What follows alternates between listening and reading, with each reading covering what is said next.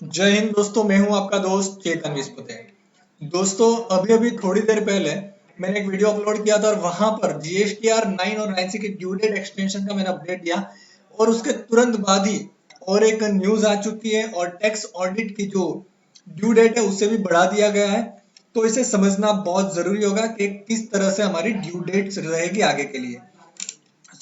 ये press release issue है और प्रेस रिलीज में पहले तो सब कहानी कही है कि पहले कौन सी डेट थी, फिर एक्सटेंड किया, फिर एक्सटेंड होकर नवंबर हुई।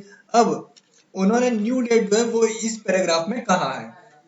So, in order to provide more time to the taxpayer for furnishing income tax return, it has been decided to further extend the due date for furnishing income tax return as under the due date for furnishing income tax return for the taxpayer, including their partners who are required to get their accounts audited, has been extended to 31st January 2021.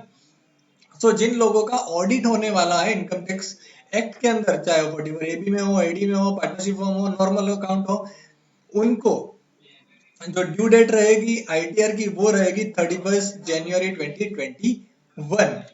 यहाँ पे ITR की बात की गई है, tax audit report की बात नहीं की गई है, उसकी जो डेट है नीचे आएगी।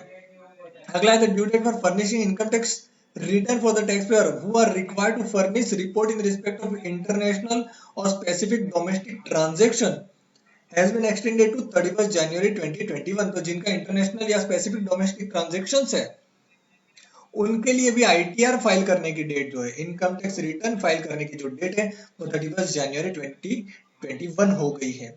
और the due date for furnishing income tax return for the other taxpayer has been extended to 31st December 2021।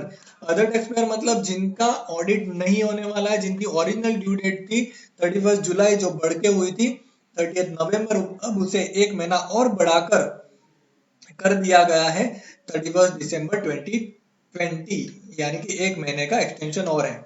अब बात करते हैं टैक्स ऑडिट रिपोर्ट की डेट क्या रहेगी। Consequently the date of furnishing various audit report under the act including tax audit report and report in respect of international specific domestic transaction has been extended to 31st December 2020।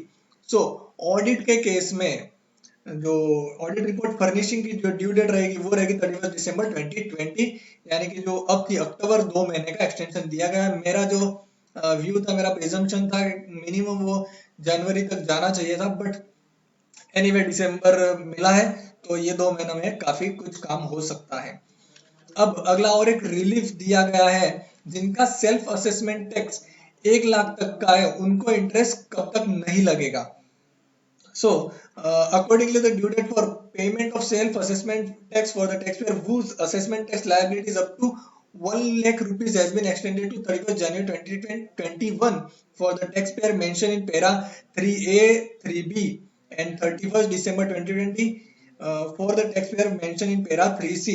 यानी कि जो normal tax payers है जिनके लिए जो due date है 31 दिसंबर 2020, उनके लिए भी जो 1 लाख तक के टैक्स के ऊपर जो सेल्फ असेसमेंट टैक्स के ऊपर जो इंटरेस्ट लगेगा वो 31 दिसंबर तक के लगेगा। और जो ऑडिट वाले जो केस है उनके लिए सॉरी नहीं लगेगा, और जो ऑडिट वाले जो केस है उनके लिए 31 जनवरी 2021 तक 1 लाख तक के असेसमेंट सेल्फ असेस टैक्स जो है वहां तक इंटरेस्ट नहीं लगेगा, उसके बाद में लगना स्टार्ट हो जाएगा अगर कोई लेट फाइल करता है तो ये था आज का अपडेट। मिलते अगले वीडियो में। जय हिंद, जय भारत।